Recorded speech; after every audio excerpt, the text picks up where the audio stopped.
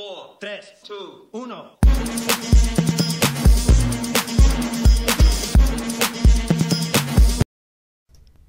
This is my first guide that I've made. Anyway, person in room 1 sits there and only kills zombies as they come to the window and lets all the others go to room 2 so they can get a lot of points. Room 2 goes all the way up past the double tap into the electric room, opens the other side of the electric room, and that's it. I think you have to open 1 to get into the kitchen too. After you're in the kitchen and the power's on, everyone should get in the kitchen, hide behind the bar represented by the blue arrow that's in the middle of the kitchen, and there's a purple, all the purple dots are where Betty should be planted, and the one big purple dot is a window where you should try to keep 1 zombie alive.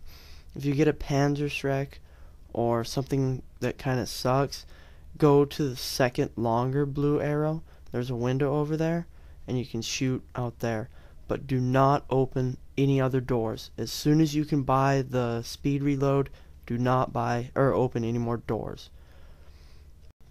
The reason for the bouncing Bettys everywhere is if you get overrun, and you shouldn't, you will run past them, the zombies will run into them and blow up. Also, with speed reload, the double barrel shotgun is a monster. Buy the speed reload, buy the sawed off double barrel, behind the speed reload machine. It is a monster, and it reloads in about a millisecond, so that's a really good weapon. And I would recommend it. The double barrel is usually 1 hit, 1 kill if you hit him in the upper chest, and it's pretty strong for defending the little kitchen bar thing. The second guide is probably a little bit more familiar. The person in room 1 has to unlock everything except the last door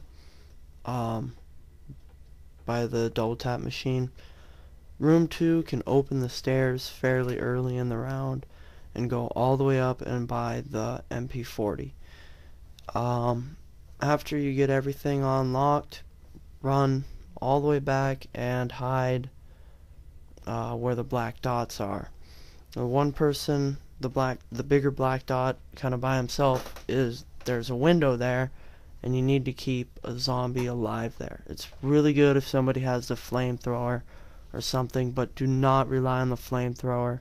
It gets bad past about round 10, and do not use it in the open because it makes flaming zombies, and not only that, no one can see through the flames, so it blinds people, and you will die. The other 3 people, 2 people, 1 person, well, go where the 3 black dots are. The first one will be prone, the second one will be crouched, and the last one will be standing. The reason for the inline formation is so that everyone, or all the zombies, will run all the way up, and they will all follow in 1 single line. And this makes it really, really easy to kill them, because everyone just blasts away with the MP40s. Even if you got a crap gun, MP40s they'll do enough damage, especially if you have the speed reload, revive, and juggernog and double tap. It does a lot. Another thing is that when there's a power up, the person that's prone needs to get it, and don't waste your life for power ups. That's pretty much it for this guy. This one's kind of classical. If you get overrun, run back and turn on the zappers, but it's kind of a last resort because you can die fairly easy.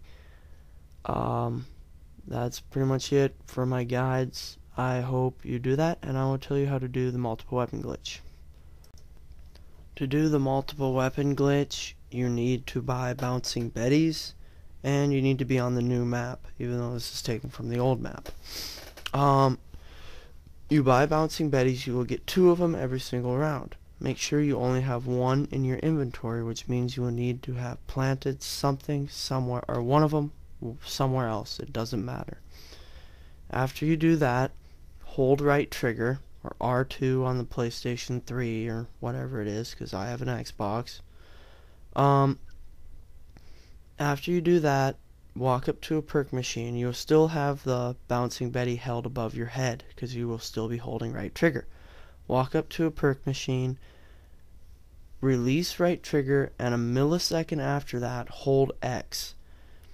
You'll drink the pop. You're still holding X. He'll throw the pop down. Now you can release X, or square on the PS3. And then you gotta buy a gun from the weapon box or the wall. It doesn't matter which one, because you'll be able to switch it out. You will now have 3 guns. You just tap Y or triangle or whatever on the PlayStation 3 or Xbox 360s respectively, and you will have 3 guns. You can keep doing this. You just walk up to a different perk machine with 1 bouncing Betty, and you can do it, and then you die and you get revived. You still have your weapons, and then you just have no perks, so you have to do the perks over again, and then you can get more weapons. I've gotten up to 16 guns, and that was pretty fun. They're all kind of crappy, so I just unload, switch weapons, unload, switch weapons, until I finally killed one. If you make a mistake and you only have 1 gun, ouch, sorry, but you're gonna have to live with that for the rest of the game. Why? Because you pressed X while still holding the right trigger, or R2, or you had 2 bouncing Betties in your inventory. Now, there is a good side to this, and I don't know about it because I've only done it once. I did get 1 gun, and we had 1 zombie running around the map while my buddies were repairing windows and buying guns, and the zombie attacked me. Well, I had Juggernog, so I just let it attack me a few more times because I was bored, and I had enough points to get all my perks back. But I found out that it took at least 50 hits for him to put me down. It was very, very weird. It just took 120 hits. I don't know if this was a glitch. Otherwise, he was making contact with me. I heard the thwack of his hands hitting me. I just sat there. Everyone around me was like, what the hell? It was pretty funny. But I did die, so it's not invincibility. It's more like a resistance to the virus, I guess. And yeah, that was pretty fun though. It didn't work after I was downed. I died fairly quickly. But I hope you guys have fun. I told you this glitch not so that you could get it removed. I told you it so that you could use it. And the reason why I'm letting you use it is, well, who is gonna really care? It's not like your friends are gonna die and you're not gonna be able to revive them, because if you get out a glitch, thousands of zombies will rush you. It's you have more guns, it's easy to do, you can tell your friends, it ain't hurting anyone because you're hurting the computer controlled zombies.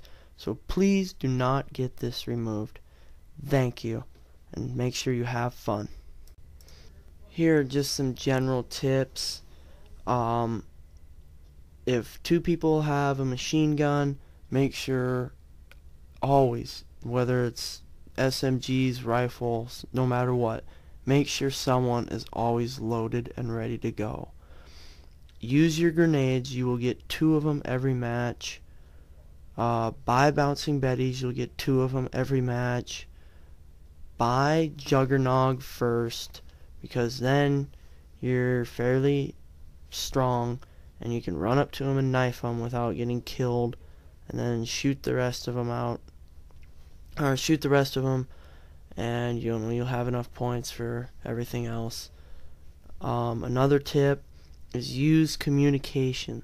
Please, if you have a mic, you should, please plug it in. I don't know how many games we've lost because, well, you can't win, but how many games we lost early because we tell somebody to do something and he doesn't have a mic, or the zombies are killing him, and it's not a good thing. Anyway, also don't act like a dickweed. Please. It frustrates us all. It's not cool. I tolerate them because then I know that you guys aren't going to have any fun if you are being a dickweed. I mean, people will call out their shots and be like, okay, I've got this zombie. You'll run up to him, kill him. And we were only 10 points away from getting, a good gun. You hit the box and get a ray gun. You waste all the ammo. And now we're dead. Please do not do that. Please. 4, 3, 2, 1.